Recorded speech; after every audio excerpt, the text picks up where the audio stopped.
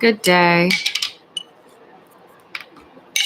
I was having technical difficulties, but I'm here. I have another J. I've been smoking a lot of papers this year, 2024. Another Khalifa Kush joint. Oh my gosh. My nails. It's time. I gotta hit my girl up. Actually, she's coming over today. Let's see if she can do my nails.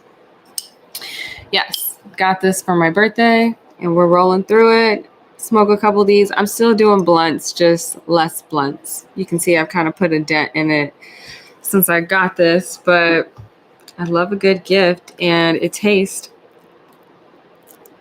so good. It tastes like gas. It tastes like an OG. What I love. Okay, there's some big cannabis news that we need to talk about. There is some huge cannabis news that we need to talk about. Thailand is like the Asian market that is closest to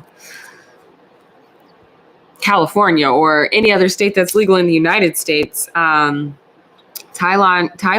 is like been rolling out its recreational cannabis market for quite some time. And yesterday, it was just announced that it will be medicinal only. Can you believe that? That's going to put a huge damper on things. So let's talk about it. But first, let's get this going. Ooh, and then I want to talk to you guys about yesterday's filming.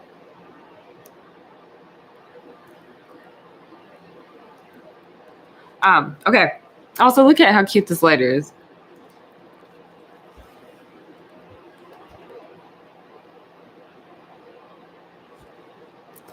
Hey, welcome.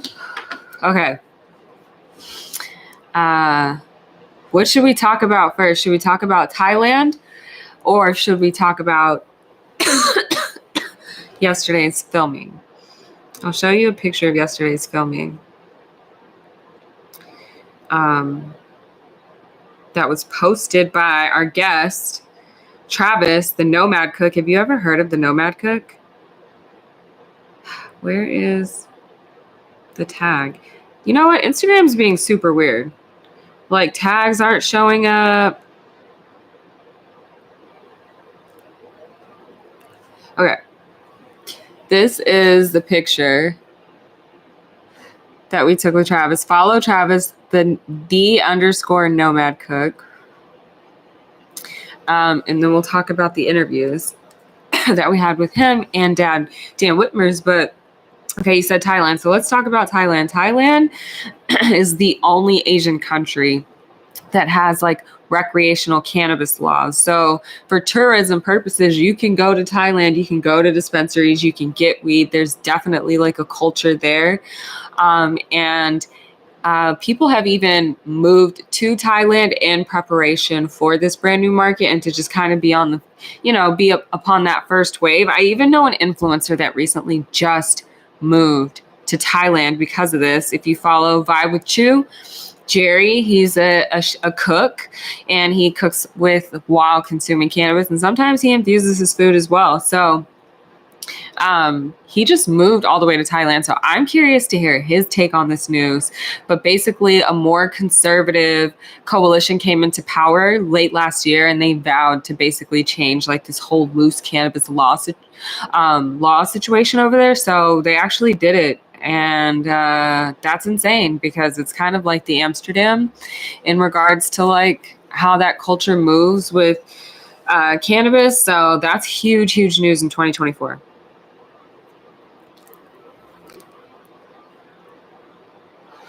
Insta lives have been off too. Man, Instagram has been so weird. It's been so weird. I mean, if you have any kind of like taboo topic, whether it's like cannabis or sex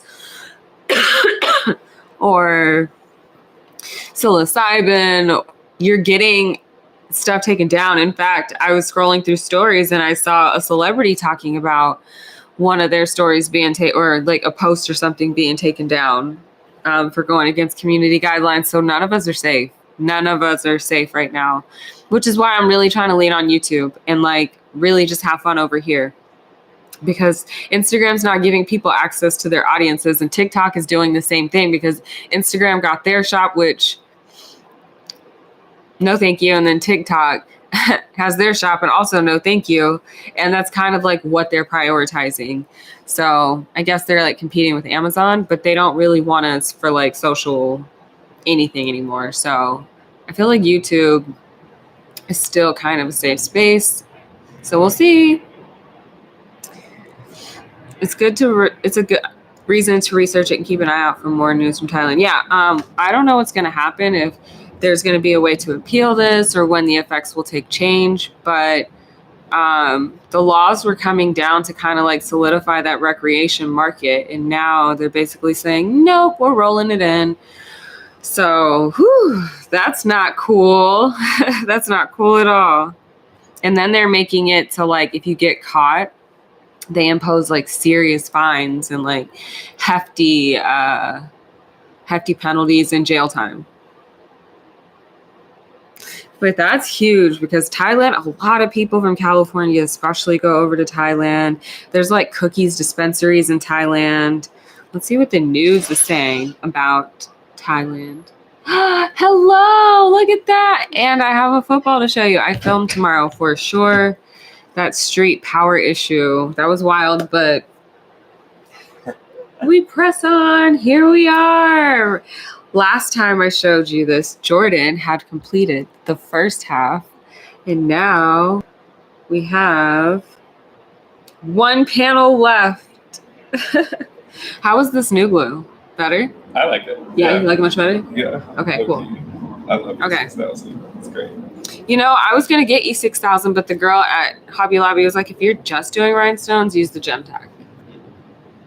But yeah, look how pretty. Almost there. Oh my gosh. Friends, how many of us have them? I do. Love it. It's so good on the camera. So good. It looks so good on camera. Can't wait to do photos. You're going to be done with this like fast. You nailed it. I love it. You glued it. You need to pick our next item to Bedazzle? Bedazzle. My student glass. No, it's pink though. But would it be cute? Pink jewels on it. True. Or definitely a puff coat. Maybe my black one. Yeah. I think so. Okay. Woo! Okay. Yeah, it looks so beautiful. It's so beautiful. Hey, Denise, welcome. But yeah, Thailand. So sad to hear that news. I hope something happens because of it. So that's what's happening in Thailand. Let's see if there's any other articles. I wonder what the advocates are going to do in response, because that sucks. You know, Amsterdam has this threat all the time. They get new like conservative governments who come in, or politicians who come in, and they're like, we want to get rid of the weed. We want to get rid of the legal prostitution. It's always a threat with the Dutch people too. So you just never expect it to happen. And it's just a woo. Poor Thailand. Thailand seeks public opinion on draft to end recreational cannabis use. So hopefully the public opinion comes back. What happened in Thailand? Thailand, who basically is like the only Asian country that has recreational cannabis use, and sits on an island and attracts a lot of tourism because of that and business. They just announced with their new like conservative government that came into power last year, they just announced that they were banning recreational cannabis use and that it can only be for medicinal use, and that there would be stiff penalties, including like jail time, if you get caught breaking that law. So that's huge news. I was also mentioning that I know Vibe with Chew, Chue. He cooks and smokes on camera and listens to like 90s R&B. And he's actually, I think he's Taiwanese. But he just moved there. And now it's just kind of like, what happens? So yeah, no bueno. It sucks. It sucks. So they're going to get public opinion on this. Hopefully the advocates do their job. And they had a historic, like, the only Asian country to just kind of be completely different and bucking the rules of tradition with cannabis, which honestly is dope because that's where cannabis originates from, is the Asian continent. And Asian history is like deep when it comes to like using cannabis as medicine. Emperor Shang Nun, like their first emperor, he used it for gout and like all kinds of different things. So it's for medicinal, funeral rites, spiritual rites, hemp, clothing, some of the most beautiful, softer than silk hemp clothing. So tapestry, textiles, that's where it's from. So yeah, moving backwards for real is what is happening over there. But we'll see what happens. We'll see what happens. Minister signs bill banning recreational use of weed. Backwards. That is what's happening in Thailand. Not good news for global legalization, but again, let's hope that the advocates do their job, put pressure on the politicians, really get those public opinions out there. Because that's not good. You know, you guys saw the football. Tomorrow is the day. Tomorrow is the day that we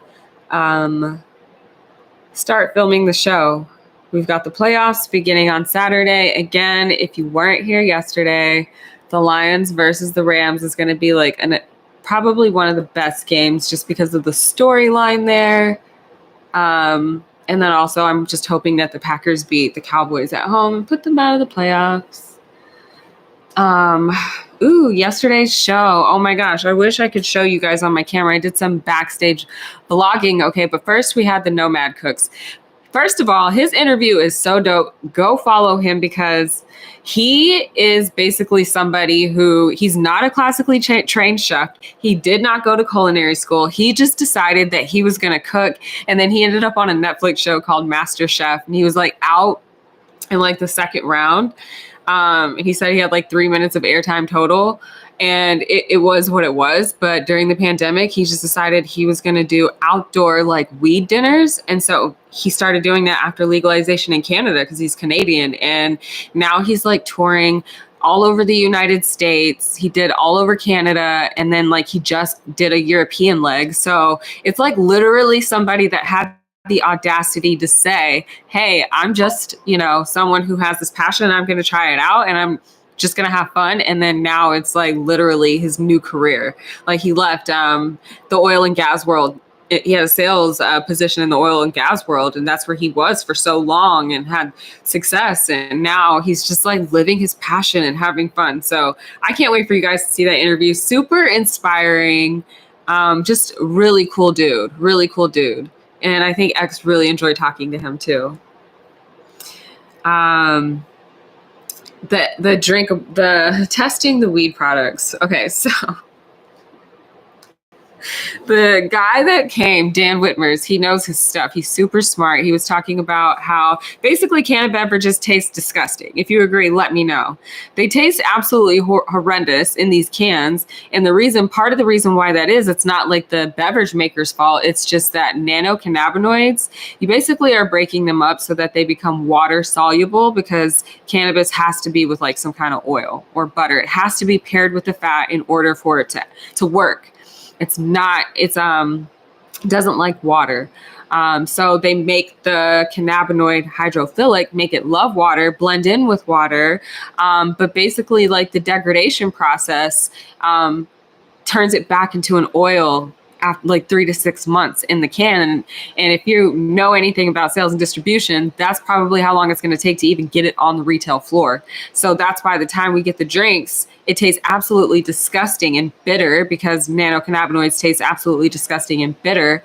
And so his company created a product that's like a surfactant on these nanocannabinoids that like basically protects them and keeps them water soluble. And it also is a bit sweeter. So that was the basis. We did a blind taste test. He had grapefruit flavors, 4 different grapefruit flavors that we had to taste test because everybody has grapefruit. And my theory is because these nanocannabinoids are bitter and grapefruit is bitter. So you're just like, oh, it's the grapefruit that's bitter. No, it's the cannabinoids. And also I hate grapefruit. And when he said grapefruit, my whole everything just like anxiety, like so much anxiety. Because I'm like, am I going to like this man's product in this blind taste test? Am I going, like, my production team, camera, everybody, I could see the anxiety too. They're like, she's not telling us something. And like, I tried to hide it. And after that first drink, I just had to admit it. And X laughed his ass off. But they were so disgusting until we got to the 4th one. And I was like, ooh, that was tasty. I would drink that. And naturally, that's the drink that Dan brought. But woo, when I tell you these grapefruit canned beverages taste like poison in a can, ew. And like, I feel bad because we were basically shooting shots at the brands and like their horrible tasting drinks. And like, I'm sure we're going to hear from them. Like, give us a second chance. And sure, fine, whatever. But wow, his products taste so good. So good. So you haven't tried them, but you've heard they aren't good. Yeah, they're usually pretty disgusting. But his beverage company, those drinks, delicious. He had an orange soda, tastes like an orange soda. The grapefruit one, don't like grapefruit, would drink this one. He gifted me, because it was my birthday, he did this off camera. So if you see him giving X a gift, he did not give me a gift. He gave me a full big ass bottle of margarita one that I got to do R&D for. So he had sent me that one in the mail a year ago, 2 bottles of it to test out, and I loved it.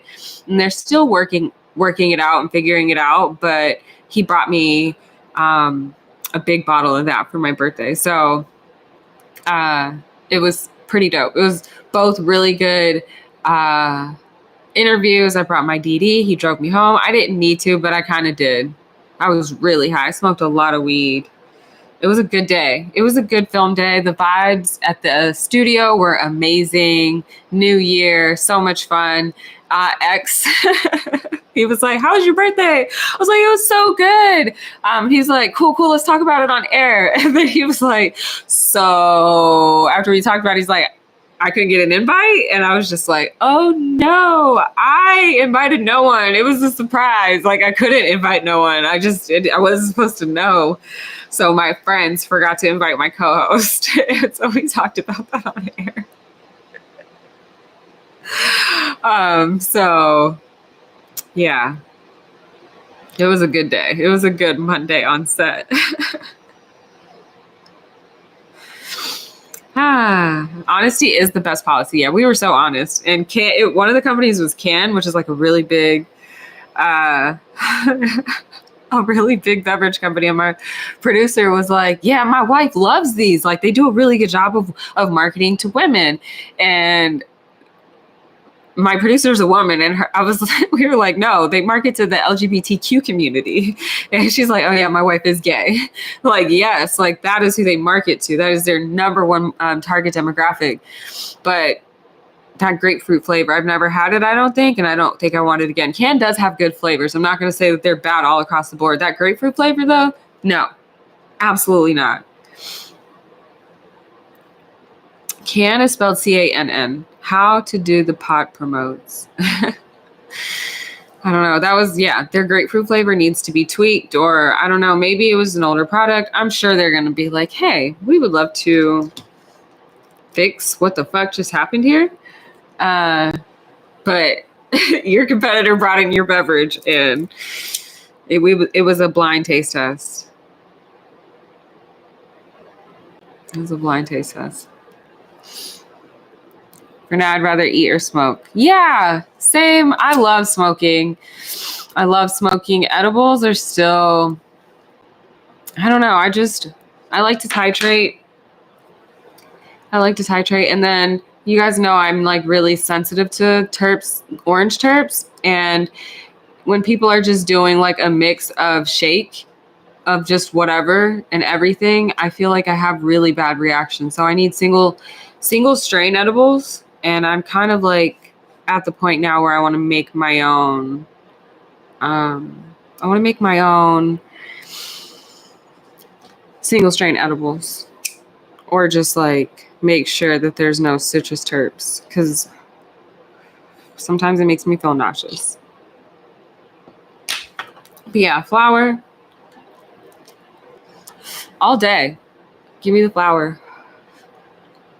All right, Harry Potter. We're finishing this book today. I might go play tennis tonight. It's honestly not wise because I have too much to do in preparation for the new show, but I have to get a workout in today. I'm sticking with it. I'm making green juice today. I got to last night. My goddaughter slept with me. She was the sweetest, but she woke up hungry and she kept doing the sign language to my finger of like milk. And I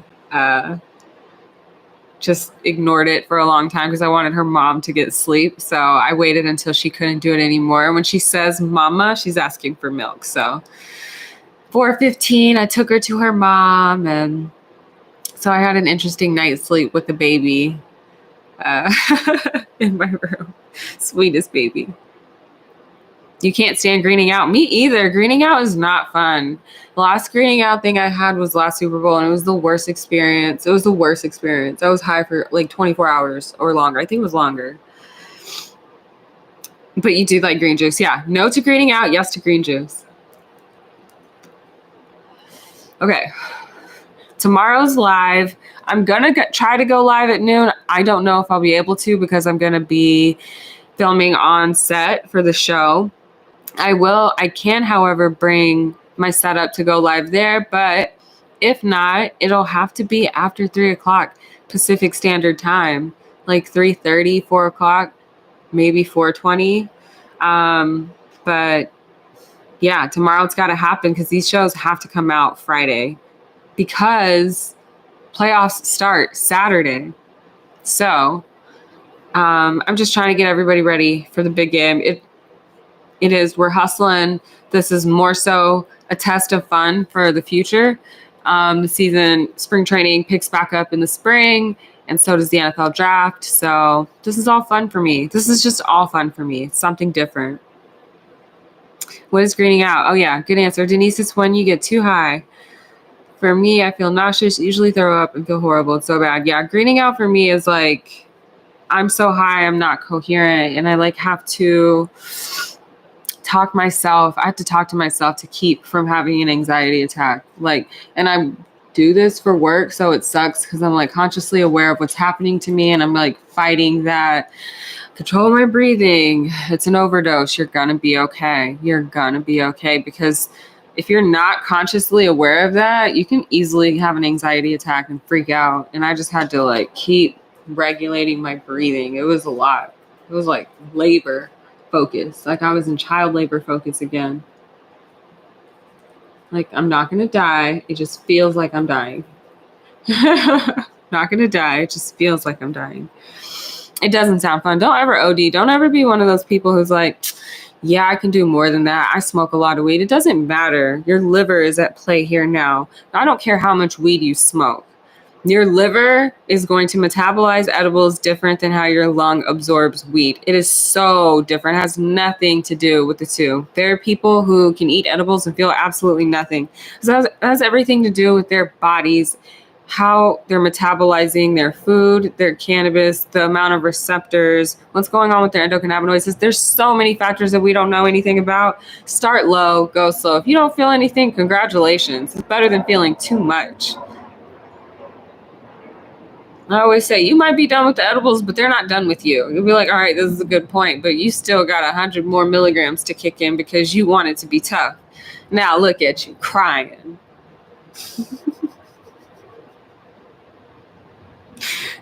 It sucks, and the worst is it fucks up my high. The talk downs be so real. One night I had to lay on the couch on my husband and watch that 90s show to feel better. Yeah, it's hard. Yeah. But I have to get going. I got to go eat lunch, finish reading this book, go pick up my kids from school, 2 different schools, come back, book club, prep for the show, work out, cook dinner. And then tomorrow's film day.